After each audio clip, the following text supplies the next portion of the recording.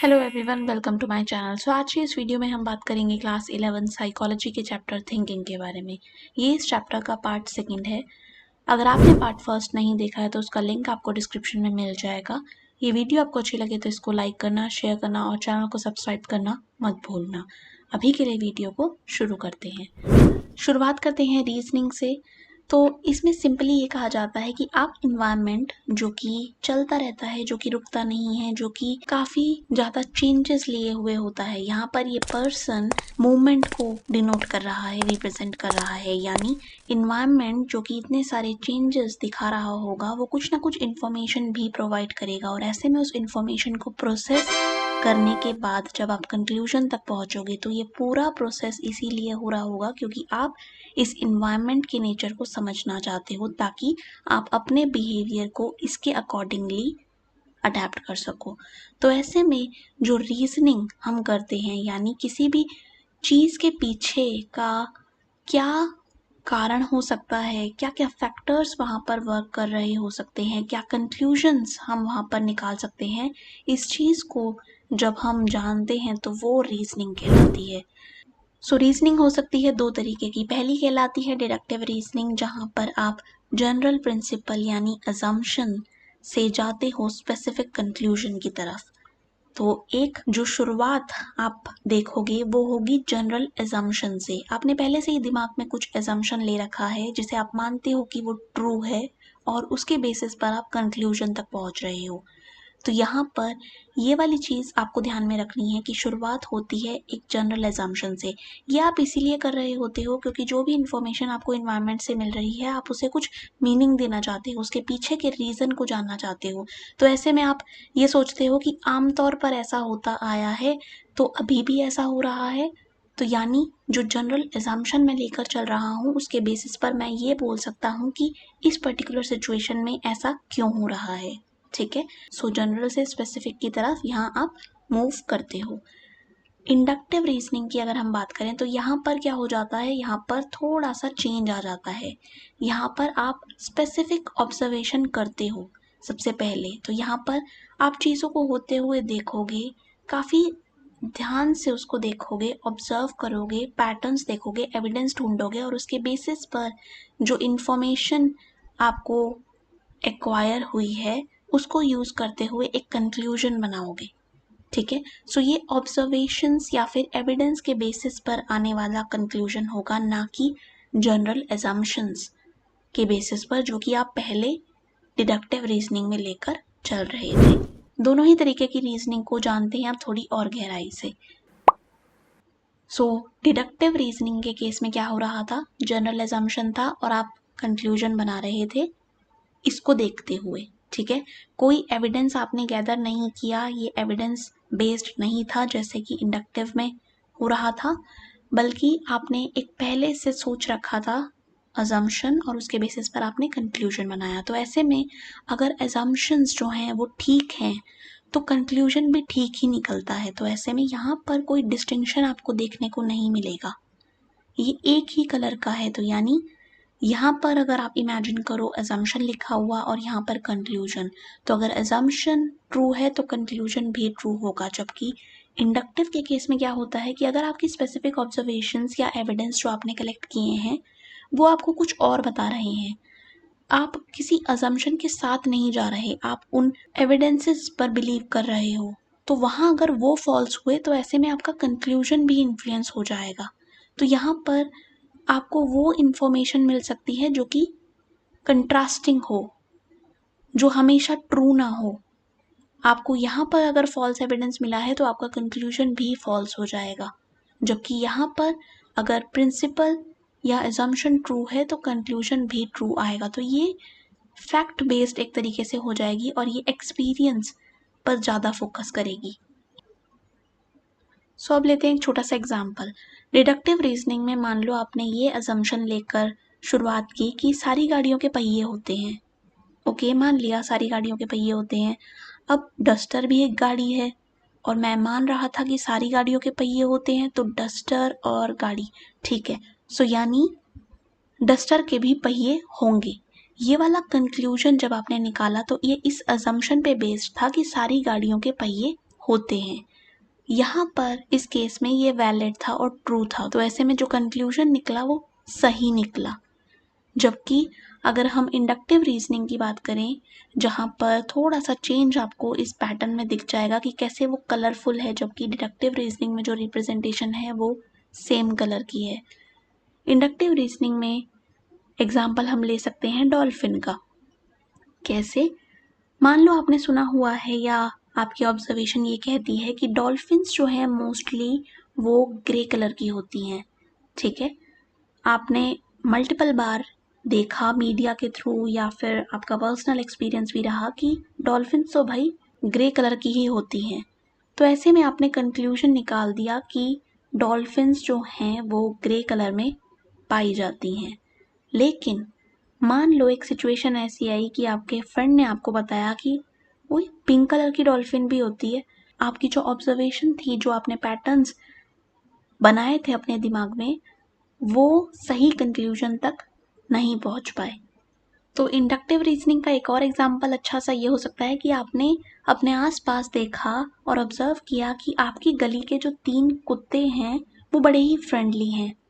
और second observation जो आपकी रही वो ये रही कि आपके नेबर का जो डॉग है, जो कि चौथा कुत्ता है, वो भी बहुत फ्रेंडली है। तो उसकी बेसिस पर जो कंक्लूजन आप निकाल रहे हो वो ये है कि मोस्टली कुत्ते जो होते हैं वो फ्रेंडली होते हैं। लेकिन क्या ये हमेशा होता है? क्या ये हर केस में अप्लाई हो सकता है? ये जो कंक्लूजन आपने निकाला है, maybe not, like chances are there कि जो रियल आंसर होगा वो वेरी करेगा। डिडक्टिव के केस में अगर शुरुआत वैलिड प्रीमिस से हुई है, ऐसे अजम्पशन के साथ हुई है जो कि ठीक है और जो कि जनरल है, तो ऐसे में कंक्लूजन जो होता है वो ठीक आ ही जाता है। एक और डिडक्टिव का एग्जाम्पल क्या हो सकता है, आप सोचो और कमेंट में मुझे बताना। तो ये थोड़ा और सिंप्लीफाई मैंने किया है, इसमें दोनों ही चीज़ें आपको दिख रही हैं। कैसे? तो मूवमेंट हो रही है, डाउनवर्ड मूवमेंट है, यहाँ क्या आएगा और यहाँ क्या आएगा। आप अगर सही से बता पा रहे हो तो गुड, आप अच्छा कर रहे हो। अब बात करते हैं एनालॉजी की। तो एनालॉजी का मतलब क्या होता है कि यहाँ पर आप रिलेशनशिप देखते हो या फिर एसोसिएशन, इसको हम बोल सकते हैं कि अगर ये चीज़ है ए तो इसका रिलेशन बी से क्या है। ये है रेन। रेन यानी उपजाऊ जमीन कर देगी, लेकिन उपजाऊ जमीन का उल्टा क्या होता है? बंजर जमीन। तो यहाँ पर रेन एंड ड्राउट, वैसे ही सनलाइट एंड डार्कनेस। तो ऐसे में अगर बर्ड का कनेक्शन है स्काई के साथ, तो फिश का कनेक्शन किस चीज़ के साथ होगा? अगर आप कह रहे हो वाटर, तो आप सही सोच रहे हो। सो अब बात करते हैं अगले कॉन्सेप्ट की, जिसका नाम है जजमेंट। काफ़ी सिंपल सा कॉन्सेप्ट है। ये क्या कहता है? ये कहता है कि जब भी आप इंफॉर्मेशन को एक्वायर करोगे अपने इन्वायरमेंट से, तो आप जो है वो कुछ ना कुछ ओपिनियन बनाओगे। आप उस इन्वायरमेंट से आने वाली चीज़ को इवैल्यूएट करते हुए उससे कुछ फीचर्स को अपनाओगे, अपने ब्रेन में उस चीज़ को प्रोसेस करोगे और उसके बाद एक जजमेंट लेकर आओगे कि मुझे ये चीज़ कैसी लग रही है। ये हम बहुत ज़्यादा करते हैं जब हम किसी बुक शॉप पर जाते हैं, तो ऐसे में बुक के कवर को जब हम पढ़ते हैं तो हम सोचते हैं कि ओके, इसका कवर कैसा लग रहा है, अट्रैक्टिव है, इसका टाइटल कैसा है, अच्छा है, तो बुक भी अच्छी ही होगी। हमने नहीं पढ़ी वो बुक कैसी है, क्या पता वो चीज़ ना हमें दे पाए जो हम सोच रहे हैं, लेकिन हम इतनी लिमिटेड इन्फॉर्मेशन के बेसिस पर एक जजमेंट लेकर आए हैं जो कि फॉल्स भी हो सकता है, डिपेंडिंग ऑन कि उसके साथ हमारा एक्सपीरियंस फ्यूचर में कैसा रहा है। ठीक है, एक और एग्जांपल लें। आपके क्लास में एक नई लड़की आती है, उसका अभी एडमिशन हुआ है, वो थोड़ी शाय सी लग रही है, तो आप जो है वो ये ना देखते हुए कि पर्सन अभी अभी नया आया है और अभी उसे खुलने में, लोगों के साथ घुलने मिलने में टाइम लगेगा, आप ये जजमेंट बना के बैठ जाओ कि ये पर्सन तो ज़्यादा बोलचाल करने वाली नहीं होगी, मुझे ऐसा लगता है। लेकिन 10 दिन बाद ही आप देखते हो उस लड़की को, तो वो तो बिल्कुल ही ऐसे पर्सनैलिटी के साथ वहाँ पर है जिसको आप कभी इमेजिन ही नहीं कर सकते थे। मतलब वो इतनी ज़्यादा सोशली ब्रिलियंट है, उसका बात करने का तरीका, उसकी इंटेलिजेंस, कि आपने जो जजमेंट प्रीवियसली बनाया था अब वो आपको थोड़ा फीका लग रहा है। सो अब बात करते हैं डिसीजन मेकिंग की। यहाँ पर बात हो रही है निर्णयों की। हम कितने सारे डिसीजंस लेते हैं अपनी डेली लाइफ में, है ना? कुछ अच्छे होते हैं, कुछ बुरे होते हैं। तो अगर आपके पास आपकी प्यारी सी छोटी सी गुल्लक में है पैसे और आप डिसाइड कर रहे हो कि मैं इस चीज़ को सेव करूँगा और सेव करने के बाद मैं इसको इन्वेस्ट करूँगा, तो ये एक डिसीजन है। आपने इन्वेस्टमेंट के बेनिफिट्स और कॉस्ट दोनों ही जो है वो देखे हुए हैं या सोचे हुए हैं और उसके बेसिस पर आप ये डिसाइड कर रहे हो कि मैं तो पैसे बचाऊंगा। जबकि एक दूसरा इंसान है जो कि ये सोच रहा है कि मेरे पास गुल्लक है, गुल्लक में पैसे हैं और अब मेरे दिमाग में आ रही हैं कुछ खुराफातें। क्यों ना इन पैसों को खर्च कर लिया जाए, क्यों ना दोस्ती बढ़ाई जाए, यारी की जाए, दोस्तों के साथ मौज उड़ाई जाए। वो भी अपने आप में एक डिसीजन है, उसके भी कुछ ना कुछ बेनिफिट्स होंगे लेकिन उसके साथ कुछ कॉस्ट भी एसोसिएटेड होंगी। तो ऐसे में जब भी आप डिसीजन मेकिंग करते हो आपका दिमाग अपने पास अवेलेबल जो ऑप्शंस हैं उनको देखता है और उन ऑप्शंस में से किस चीज के कॉस्ट जो है वो लो हैं और बेनिफिट्स हाई हैं, या फिर कौन सी चीज जो है वो लॉन्ग टर्म में मेरे लिए अच्छी होगी, ये सब कुछ सोचते हुए डिसीजन लेता है। तो यहाँ पर चॉइस जो है वो मैटर करती है। आपके पास ऑप्शंस होंगे, आपने वो कंसीडर करने होंगे और उसके बेसिस पर एक अप्रोप्रिएट डिसीजन लेना होगा जो कि आपके लिए बेनिफिशियल हो। तो हर एक ऑप्शन के कुछ ना कुछ कॉस्ट और बेनिफिट हो सकते हैं। ऐसा हो सकता है कि ए में कॉस्ट ज़्यादा हो जबकि बेनिफिट कम हो, बी में बेनिफिट ज़्यादा हो कॉस्ट कम हो। तो ऐसे में बी जो है वो आपकी चॉइस होगा, ए नहीं। अब बात करते हैं क्रिएटिव थिंकिंग की, एक बहुत ही ज़्यादा दिलचस्प कॉन्सेप्ट। तो थिंकिंग जो है जिसमें इन्वॉल्व होता है manipulation and analysis of information, जैसा कि हमने काफ़ी अच्छे तरीके से पढ़ा पिछली वीडियो में। अगर आपने नहीं देखी है तो ये आपका साइन है। बहुत ही अच्छे तरीके से मैंने वहाँ पर आपको बताया है कि एनालिसिस ऑफ इंफॉर्मेशन हम कैसे करते हैं। क्रिएटिव थिंकिंग में भी आप एक अच्छी सी थिंकिंग कर रहे हो। अच्छी से मेरा मतलब क्या है, यहाँ पर जो क्रिएटिव वर्ड है ये ही अपने आप में सब बता रहा है। ये क्या बता रहा है कि जो भी आप थिंक करोगे वो कितना ज़्यादा ऑर्डिनरी से बियॉन्ड होगा, वो कुछ ना कुछ नॉवेल्टी लिए हुए होगा, वो ओरिजिनल कंटेंट होगा, वो आपका कंटेंट होगा, वो आपके लिए कुछ ना कुछ सिग्निफिकेंस लिए हुए होगा। सो ये जो पेन है ये रिप्रेजेंट कर रहा है कि ना जाने कितनी ही पॉसिबिलिटीज आप इस चीज़ से लिख सकते हो। कितनी सारी फील्ड्स हैं, आर्ट्स की फील्ड, म्यूज़िक की फील्ड, स्पोर्ट्स की फील्ड, जहाँ पर आप क्रिएटिव थिंकिंग कर रहे होते हो। क्रिएटिव थिंकिंग का मतलब केवल यही नहीं है कि आप कुछ ना कुछ ड्राइंग करो और उसमें क्रिएटिव करो। बहुत सिंपल चीज़ों में भी आप क्रिएटिव थिंकिंग का इस्तेमाल कर सकते हो। तो यहाँ पर क्रिएटिव थिंकिंग की जब हम बात करते हैं तो हम कुछ अलग सोच रहे होते हैं, जैसे कि यहाँ पर हुआ है। ये वाला जो रिप्रेजेंटेशन था ये डिफरेंट भी हो सकता था, लेकिन यहाँ पर ये मेरी क्रिएटिविटी है, ये मेरी क्रिएटिव थिंकिंग है कि जीभ जो है वो यहाँ इस तरीके से आएगी, नाक ऐसे आएगी, आंखें ऐसे आएंगी। कोई दूसरा पर्सन इस चीज़ को देखता तो वो क्या पता कुछ और तरीके से यहाँ पर रिप्रेजेंटेशन बनाता, वो यहाँ कुछ ऐड करता या फिर कुछ ना कुछ अपना आइडिया लगाता ताकि वो वाला जो एडिशन हो वो इस चीज़ को और बेटर बना दे। तो ऐसे में यहाँ पर इस इंफॉर्मेशन का एनालिसिस भी हो रहा है और इसके साथ कुछ ना कुछ मैनिपुलेशन भी हो रहा है, लेकिन वो सब हो रहा है काफ़ी डिफरेंट तरीके से, ताकि जो रिजल्ट या प्रोडक्ट हमारे पास आए वो बहुत ही अच्छे नेचर का आए। सबसे पहला फीचर जो हमारे पास आता है वो है कि क्रिएटिव थिंकिंग में जिस थिंकिंग की बात कर रहे हो आप, वो प्रोड्यूस करेगी नॉवल आइडियाज़, नए नए आइडियाज़, जैसे कि यहाँ पर आपको दिख रहे हैं। ये जो इमेज थी एक्चुअल, ये इमेज ऐसी नहीं थी, एक सिंपल सी गर्ल थी जिसने लाल कलर की टोपी पहनी हुई थी, लेकिन अब ये आंखें और ये अपने इस अपीयरेंस से कितना अलग कुछ रिप्रेजेंट कर रही है जो कि इस वाली थीम या इस वाले नाम के साथ जा रहा है। तो यहाँ पर क्या चीज़ मैं अप्लाई करूँ कि ये जो है वो डिफरेंट बन जाए और मेरा प्रोडक्ट या फिर मेरा जो भी प्रोजेक्ट है वो बहुत ही अच्छा लगे, आउट ऑफ ऑर्डिनरी वो लगे। तो ऐसे में मैं क्रिएटिव थिंकिंग का यूज़ कर रही हूँ।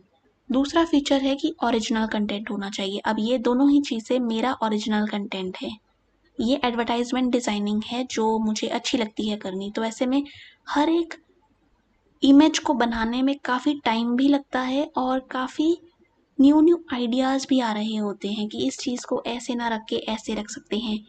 यहाँ मैं आर्ट की बात कर रही हूँ, ये जो हैं ये मीडिया रिप्रेजेंटेशंस हैं, लेकिन आप किसी भी आइडिया को या किसी भी फील्ड को यहाँ पर ले सकते हो और उस पर क्रिएटिव थिंकिंग अप्लाई करके सोच सकते हो कि आइडिया का नॉवल एंड ओरिजिनल होना कितना मैटर करेगा।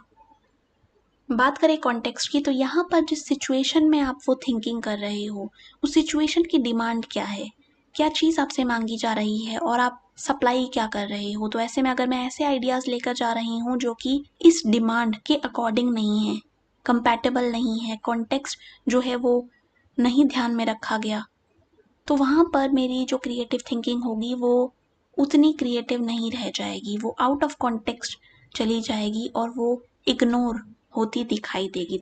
सो जब आप अपने इन्वायरमेंट से दूर ना जाते हुए, उस इन्वायरमेंट को समझते हुए, उसकी डिमांड को समझते हुए सप्लाई करते हो चीज़ों को, तो वहाँ पर ये जो लिंक बन जाता है ये काफ़ी ज़्यादा बेहतर होता है एक ऐसी सिचुएशन से जहाँ पर डिमांड कुछ और है और सप्लाई कुछ और। सो अब बात करते हैं कन्वर्जेंट थिंकिंग की। यहाँ पर टर्म क्या सजेस्ट कर रहा है कि कन्वर्जेंस जो है वो हो रही होगी। तो यहाँ पर चीज़ें जो हैं वो एक पॉइंट पर आकर मिलेंगी और वो केवल एक पॉइंट होगा। तो ये भी ऐसी थिंकिंग होती है जहाँ पर आपको एक सॉल्यूशन तक पहुँचना है, आपको मल्टीपल चीज़ें नहीं दिमाग में रखनी। हो सकता है आइडियाज़ आए काफ़ी सारे, लेकिन आपका जो अल्टीमेट गोल होगा वो यही होगा कि आप एक उसमें से फ़िल्टर करो और उस चीज़ को अप्लाई करो। जबकि डाइवर्जेंट थिंकिंग जो होती है, जो कि क्रिएटिव थिंकिंग के अंडर ही आती है, इसमें आपके पास ये वाला फ्रीडम होता है कि आप मल्टीपल आइडियाज़ प्रोड्यूस कर सकते हो, एक से बेहतर एक आइडिया। तो क्रिएटिव थिंकिंग की अगर हम बात करें तो डाइवर्जेंट थिंकिंग जो है उसमें हमें काफ़ी देखने को मिलती है, लेकिन वहाँ कन्वर्जेंट थिंकिंग भी आपको लेटर स्टेज में काम आती है, जहाँ पर इतने सारे आइडियाज़ को लेने के बाद आपको उन आइडियाज़ में से सिलेक्शन करना होता है और एक एप्रोप्रिएट और बेस्ट चीज़ निकाल कर लानी होती है ताकि आपका प्रोडक्ट जो है वो बहुत ही अच्छा बने। सो डाइवर्जेंट थिंकिंग जहाँ पर मल्टीपल आइडियाज़ का इन्वॉल्वमेंट हमें देखने को मिलता है, यहाँ पर हम फ्लुएंसी को भी कंसिडर करते हैं। फ्लुएंसी माने कितने ज़्यादा आइडियाज़ आप प्रोड्यूस कर सकते हो, और जितने ज़्यादा आप वो कर रहे हो उतना ही अच्छा है, क्योंकि प्रॉब्लम को सॉल्व करने के आपके पास अब मल्टीपल ऑप्शंस हैं। तो यहाँ पर जितनी ज़्यादा आइडियाज़ उतनी ज़्यादा पर्सन की फ्लुएंसी एबिलिटी। अब बात करते हैं वैरायटी की। यहाँ पर आप आइडियाज़ जनरेट कर रहे हो और ये आइडियाज़ जो हैं वो ऐसा नहीं है कि एक ही तरीके के हैं, हर एक कलर रिप्रेजेंट कर रहा है एक different variation. For example Maggi को बनाने के 25 तरीके की रेसिपीज़ के आइडियाज़ आप जो है वो लेकर आ रहे हो आप। सो एक एग्जांपल लें इसका, तो पर्सन को बोला जाता है प्रेजेंटेशन बनाओ, पर्सन प्रेजेंटेशन बनाने बैठता है, यहाँ पर लगा देता है एक पिक्चर, यहाँ सिंपल सा टेक्स्ट। वहीं एक दूसरे पर्सन को उसी सॉफ्टवेयर में बोला जाए कि आप प्रेजेंटेशन बनाओ, वो ऐसी ऐसी टेक्निक्स लगाता है कि उसकी जो प्रेजेंटेशन है उसमें जूम का इफ़ेक्ट है, वो काफ़ी ज़्यादा अट्रैक्टिव है, वो लग ही नहीं रहा कि ये इस पर्टिकुलर सॉफ्टवेयर से बनाई गई है क्या। तो यहाँ पर उस पर्सन ने अपनी क्रिएटिव थिंकिंग लगाई और वैरायटी जो है वहाँ देखने को मिली, क्योंकि उसकी हर स्लाइड जो थी वो कुछ डिफरेंट प्रोवाइड कर रही थी। सो आइडियाज़ का ओरिजिनल होना भी ज़रूरी है। जैसे आप हो ओरिजिनल पीस, यूनिक एक पर्सन, वैसे ही आइडियाज़ आपको क्रिएटिव थिंकिंग में लेकर आने हैं, ताकि आपका ये कंटेंट जो है वो किसी का देखम देख चुराया हुआ ना हो, बल्कि अपना और गर्व करने वाला हो। नेक्स्ट आता है इलैबोरेशन। इलैबोरेशन में आप अगर इस डिज़ाइन को देखो तो यहाँ पर कुछ ना कुछ डिटेल्स भी ऐड हैं। जितना मैं इसके साथ बैठूंगी उतना ही मुझे ये डिटेल्स जो हैं वो दिखाई देंगी, और ऐसे में मैं इसको और डिटेल्स दूँ या फिर कुछ और चीज़ इसमें ऑब्जर्व करूँ, ऐसा भी हो सकता है। तो जब मैं डाइवर्जेंट थिंकिंग कर रही हूँ तो ऐसे में मैं डिटेल्स पर भी फोकस करूँगी ताकि मैं इलैबोरेशन कर सकूँ, मैं उस आइडिया के साथ टाइम स्पेंड करके उसे और ज़्यादा बेहतर बना सकूं। बात करते हैं प्रोसेस की, किस चीज़ के प्रोसेस की, कि जब आप क्रिएटिव थिंकिंग कर रहे होते हो तो शुरुआत कैसे होती है, कैसे हम आगे बढ़ते हैं। तो ये स्टेप्स जो हैं वो हम डिस्कस करेंगे। सबसे पहला आता है प्रिपरेशन का। यहाँ पर आपके पास एक नीड होती है, कोई ना कोई प्रॉब्लम जिसको आप फेस कर रहे हो, जिसे आप सॉल्व करना चाहते हो, वो प्रेजेंट होना चाहिए। तभी आप प्रिपरेशन की स्टेज में आते हो, जहाँ पर आप इनिशिएट करते हो इस क्रिएटिव थिंकिंग के प्रोसेस का। देन आता है इंक्यूबेशन का पीरियड। यहाँ पर क्या होता है, आपने प्रिपेयर किया, आप बैठ गए कि मैं इस चीज को सोचूंगा। आप सोच रहे हो, आपको वो चीज नहीं दिमाग में आ पा रही जो आप चाहते हो। एक ऐसा आइडिया जो कि दमदार हो, जो कि बहुत ही ज्यादा नॉवल और अच्छा हो। आप बहुत स्टक फील कर रहे हो, ऐसा लग रहा है जैसे आपके क्रिएटिव दिमाग में सूखा पड़ गया हो और आपको चाहिए कुछ टाइम। तो आप यहाँ पर स्टक फील करते हो, आप कुछ टाइम लेते हो, उस टास्क से अलग हो जाते हो जो कि आपने लिया हुआ है हाथ में। और यहाँ जब आप रिलैक्स कर रहे होते हो, ये इसीलिए नहीं होता कि आप इस काम से बच रहे हो, उस नीड से बच रहे हो, बल्कि ये स्टकनेस के फेस को दूर करने के लिए होता है। जब पर्सन ऐसा करता है तो अचानक क्या होता है, आहा मोमेंट आती है कि उसे आइडियाज आने लग जाते हैं। यहाँ पर जो सेपरेशन हुआ ना इंक्यूबेशन स्टेज के अंदर, उसका रिजल्ट ये रहा कि पर्सन को एक ऐसा आइडिया आता है, वो ऐसी बाउंड्री को देखता है, एक्सपीरियंस करता है जो उसे इंक्यूबेशन की स्टेज में नहीं मिली। तो यहाँ पर नए आइडियाज जो हैं वो जनरेट होते हैं। और यहाँ ये ऐसा नहीं होता कि पर्सन कॉन्शियसली सोच रहा हो कि आइडिया आ जाओ, आइडियाज प्लीज आ जाओ। नहीं, वो कुकिंग कर रहा है, आराम से ब्रेक पर है, बैठा है, कि अचानक से ओह इसे तो मैं ऐसे कर सकता था, वाह ये पहले आइडिया मुझे क्यों नहीं आया। ये वो वाली स्टेज है। तो इसे कहते हैं आहा मोमेंट। एंड फाइनली जब आप उस आइडिया को अपनाते हो और उसको लगाते हो और वेरीफाई करते हो कि मैंने जो आइडिया अभी जनरेट किया है इतना बड़ा प्रोसेस लगाकर, क्या वो वर्क कर रहा है या नहीं। और अगर कर रहा है तो मेरा काम हो गया, अब मैं चला फिर दोबारा प्रिपरेशन की तरफ। तो ये साइकिल जो है वो चलती रहती है। तो अब हमें अगर क्रिएटिव थिंकिंग को बढ़ाना है तो हमें क्या करना होगा, हमें आइडियाज अच्छे अच्छे चाहिए। तो ऐसे में ब्रेनस्टॉर्मिंग करो। ब्रेनस्टॉर्मिंग यानी अपने दिमाग को फ्री छोड़ दो, कोई भी थॉट आ रहा है उसको आने दो। Let ideas and thoughts flow. Sit with those ideas, उनको भगाओ मत, उन्हें अपनाओ, देखो, इवैल्यूएट करो। ठीक है। डाइवर्जेंट थिंकिंग यहाँ पर ज्यादा करनी होगी, ओरिजिनलिटी का ध्यान रखना होगा, कुछ out of the box thinking करनी होगी। तो ये वाली कुछ चीजें हो सकती हैं जिसके थ्रू हम क्रिएटिव थिंकिंग को इन्हांस कर सकते हैं। सो अब जो अगला कॉन्सेप्ट हमारे पास आता है वो है थॉट और लैंग्वेज के बारे में। तो ये काफ़ी इंटरेस्टिंग सा कॉन्सेप्ट है। ये बोलता है कि पर्सन की जो लैंग्वेज है और उसका जो थॉट है, यानी जो पर्सन सोच रहा है, दिमाग में जो चल रहा है और जिस तरीके से वो बात कर रहा है, उस थॉट को एक्सप्रेस कर रहा है लैंग्वेज के थ्रू, उनमें क्या कनेक्शन है, क्या चीज़ पहले आती है, क्या लैंग्वेज पहले आएगी थॉट से या फिर थॉट पहले आएगा लैंग्वेज से। सो थॉट और लैंग्वेज का ये जो रिलेशनशिप है, इसको काफ़ी सारे लोगों ने सोचा है और कई सारे हाइपोथेसिस और व्यूज़ जो हैं यहाँ पर दिए गए हैं। सबसे पहला व्यू जो हमें देखने को मिलता है वो मिलता है बेंजामिन वॉर्फ का, जिन्होंने बोला लिंग्विस्टिक रिलेटिविटी हाइपोथेसिस में कि पर्सन की जो लैंग्वेज है वो डिटरमाइन करती है पर्सन के थॉट को। तो पर्सन कैसा सोच रहा है, कैसे सोच रहा है, ये सारी चीज़ें काफ़ी ज़्यादा इन्फ्लुएंस होंगी लैंग्वेज से। तो ऐसे में लैंग्वेज का जो रोल है वो बहुत ही ज़्यादा प्राइमरी, आप एक तरीके से समझ लो, बहुत स्ट्रॉन्ग कनेक्शन है। और लैंग्वेज जो है वो पहले उसमें गिनी जाएगी जब हम बात करेंगे थॉट की। तो लैंग्वेज है और लैंग्वेज डिटरमाइन करती है थॉट के कंटेंट को। इसे हम कहते हैं लिंग्विस्टिक रिलेटिविटी हाइपोथेसिस। सो अब बात करते हैं अगले व्यू की, जो था जीन पियाजे का। ये नाम आपने सुना सुना सा है ना? कहाँ सुना है, जल्दी से अपनी मेमोरी पर थोड़ा जोर डालो और बताओ।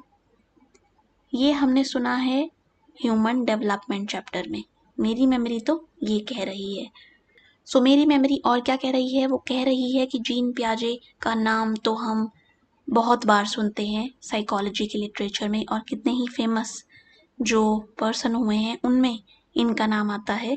क्यों? क्योंकि इन्होंने जो थ्योरीज दी थी वो चाइल्ड डेवलपमेंट से रिलेटेड थी। तो इन्होंने बोला था कि बच्चे जब इन्वायरमेंट को समझते हैं तो वहाँ पर वो दूसरों के बिहेवियर को देख रहे होते हैं, काफ़ी सारी इन्फॉर्मेशन वो एक्वायर कर रहे होते हैं और एक्टिवली कंस्ट्रक्ट कर रहे होते हैं नॉलेज को।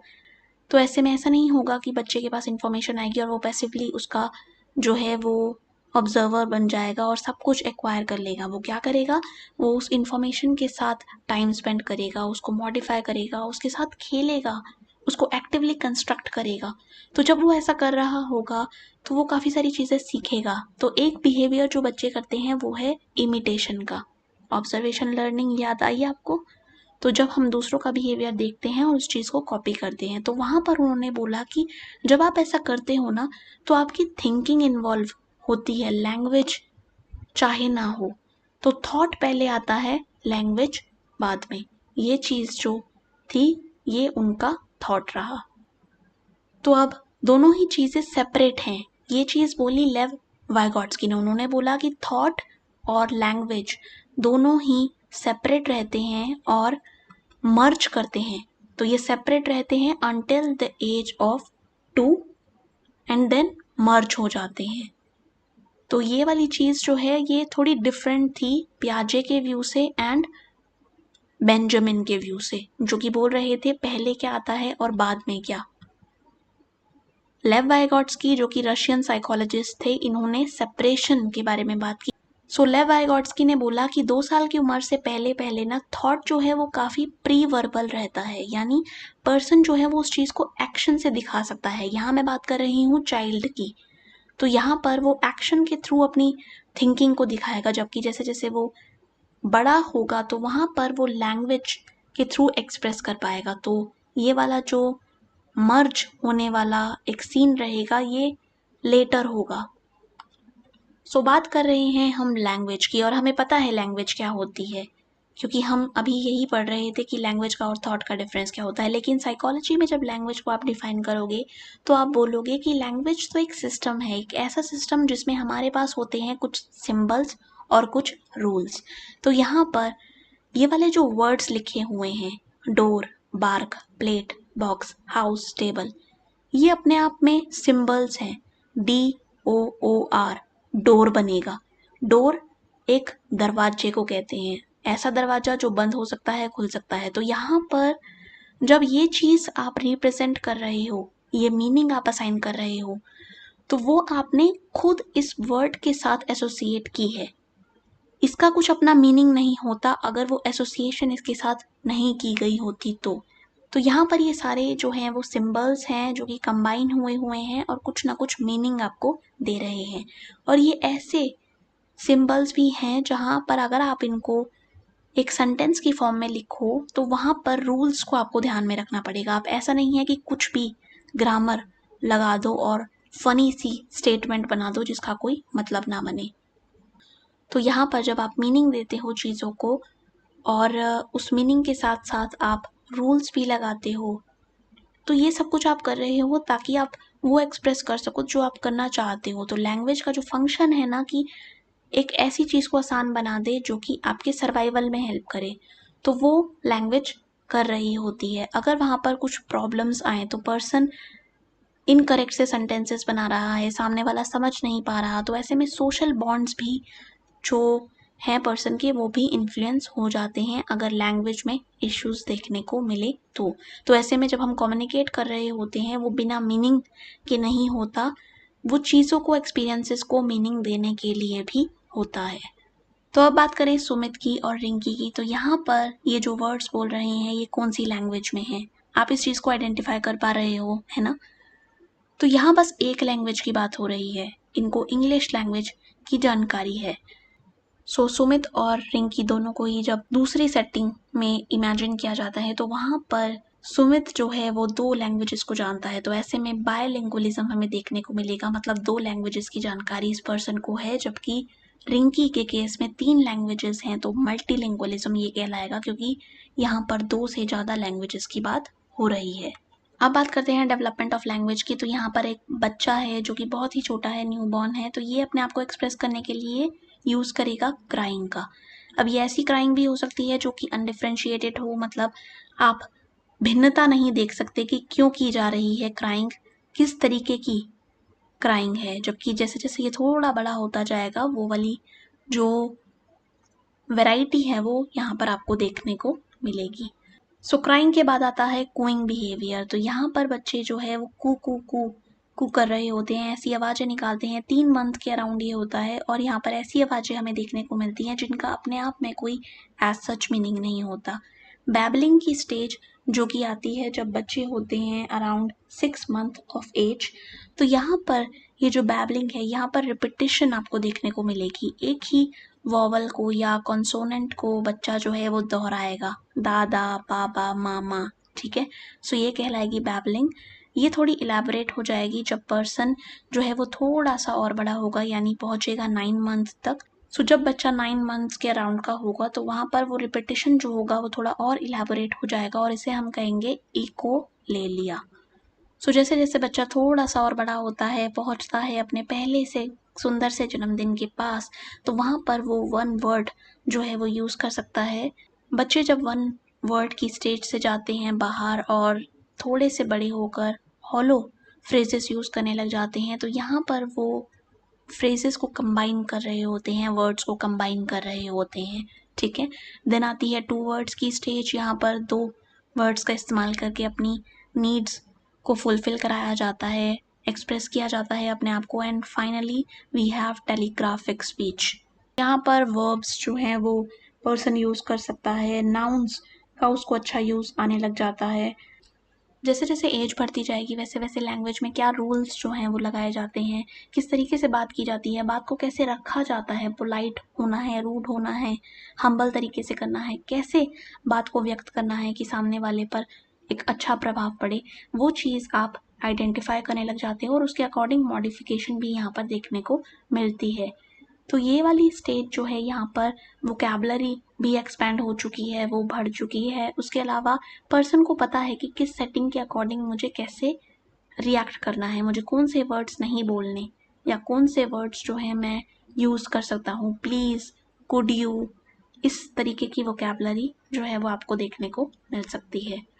सो लैंग्वेज को एक्वायर करने की बात हम कर रहे हैं, कैसे सीख रहे हैं हम लैंग्वेज को। तो ऐसे में हम नेचर और नर्चर को इग्नोर नहीं कर सकते। क्या है ये? नेचर मतलब आपके जीन्स, आपका जेनेटिक मटेरियल जो कि डिटरमाइन करेगा कि कितना अच्छे से आप लैंग्वेज को एक्वायर कर पाओगे, समझ पाओगे, ले पाओगे अपने दिमाग के अंदर। वैसे ही अगला जो कंट्रीब्यूशन आता है वो आता है नर्चर का। यहाँ पर इन्वायरमेंट, क्या इन्वायरमेंट उतनी अपॉर्चुनिटीज़ दे रहा है आपको जिसमें आप एक अच्छी लैंग्वेज एक्विजिशन कर सको, या वहाँ पर ऐसे स्टिमुलस ही नहीं है जो कि आपको लैंग्वेज सिखाएं। ऐसे बच्चों को ध्यान में लाओ जो कि डिप्राइव्ड है, मतलब उनके पास कोई सिखाने वाला नहीं है, तो उनकी लैंग्वेज एक्विजिशन का जो रेट रहेगा वो डिले रहेगा। तो वहाँ पर एक कॉन्सेप्ट आता है जिसे हम कहते हैं क्रिटिकल पीरियड। ये बहुत ईजी कॉन्सेप्ट है। ये क्या कहता है कि एक पर्टिकुलर एज होगी पर्सन की, ठीक है, और वहाँ पर कुछ चेंजेस होंगे जो होने हैं, और अगर सब कुछ सही रहा तो वो होकर रहेंगे। अगर वहाँ पर कोई भी डिफ़िकल्टी आती है और वो चेंजेस नहीं हो पाते, तो ऐसे में उस पीरियड के निकलने के बाद बच्चा जब उसे फिर से सीखने की कोशिश करता है तो वो वैसा नहीं कर पाएगा, क्योंकि वो वाला जो क्रूशियल स्टेज था ना वो तो अब चला गया है। तो ऐसे में वो क्रिटिकल पीरियड पर्सन के केस में होता है और हमारे केस में भी रहा है।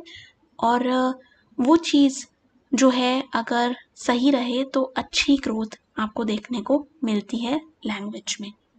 सो अब लैंग्वेज लर्निंग के केस में हमने ये तो पढ़ लिया कि जीन्स और इन्वायरमेंट कंट्रीब्यूट करते हैं, लेकिन कैसे लर्न करते हैं हम बिहेवियर को? हम लर्न करते हैं जब हम स्टिमुलस और रिस्पॉन्स में एसोसिएशन बनाते हैं, और यहाँ पर वर्ड्स और मीनिंग्स को एसोसिएट करते हैं।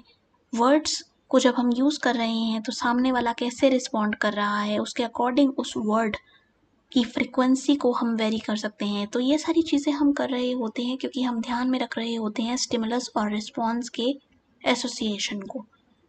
सो अगर अभी आप मुझे सुन रहे हो और मैं यूज़ करने लग जाऊँ बहुत ही ज़्यादा एडवांस लेवल की वोकैबुलरी और ऐसे वर्ड्स जो कि आपने कभी नहीं सुने, तो जब आप मुझे सुनोगे तो ऐसा हो सकता है कि आप मेरे बिहेवियर को, मेरे वर्ड्स को ऑब्जर्व करके उसे अपने बिहेवियर में इंक्लूड कर लो, अपने वर्ड्स के साथ उन्हें अटैच कर लो और भविष्य में उस चीज़ को आप यूज़ करो। तो यहाँ पर आपने क्या किया, ऑब्जर्वेशन के थ्रू लर्निंग की। तो लैंग्वेज को हम ऑब्जर्व करके भी सीखते हैं, जिसे हम कहते हैं इमिटेशन। देन कौन से बिहेवियर को रिवॉर्ड मिल रहा है, कौन से बिहेवियर को पनिशमेंट। तो यहाँ पर रीइंफोर्समेंट को हम याद कर सकते हैं। रीइंफोर्समेंट क्या है, कोई भी ऐसी चीज़ जो किसी डिज़ायर्ड रिस्पॉन्स को और ज़्यादा स्ट्रेंथन कर दे। तो यहाँ पर एक ऐसा बिहेवियर है जो कि हमें भविष्य में करवाना है, तो इसे हम ऐसे ना रहने देकर अपनी अर्ली स्टेज में हम इसे स्ट्रेंथन करना चाहते हैं, तो हम इसे देंगे रिवॉर्ड, ताकि ये भविष्य में होता रहे। यहाँ पर जो मैं बात करने वाली हूँ वो है यूनिवर्सल ग्रामर की। तो नॉम चॉम्स्की जो कि पर्सन है काफ़ी इंटेलिजेंट, उन्होंने बोला कि ऐसा होता है कि हम जब पैदा होते हैं तो हमारे दिमाग में ऑलरेडी एक लैंग्वेज एक्विजिशन डिवाइस LAD होता है फिट। ये हमें पहले से ही मिला है और इसके होने की वजह से पर्सन यूनिवर्सल ग्रामर लिए हुए होता है। उसे बस मौका चाहिए उस चीज़ को बाहर निकालने का, तो ये ऑलरेडी फिट होगा। ऐसा नहीं होगा कि पर्सन बाहर से कुछ सीख रहा होगा, वो बाहर से आने वाली चीज़ें इस वाली चीज़ के बाहर निकलने को फैसिलिटेट कर रही होंगी। सो अब बात करते हैं लैंग्वेज की। तो यहाँ पर आप लैंग्वेज का यूज़ कर सकते हो किसी चीज़ को पूछने के लिए, किसी चीज़ के बारे में रिक्वेस्ट करने के लिए, पर्सन को थैंक करने के लिए, ग्रैटिट्यूड शो करने के लिए और किसी चीज़ को डिमांड करने के लिए। इन सब वर्ड्स के साथ एसोसिएटेड है कुछ मीनिंग।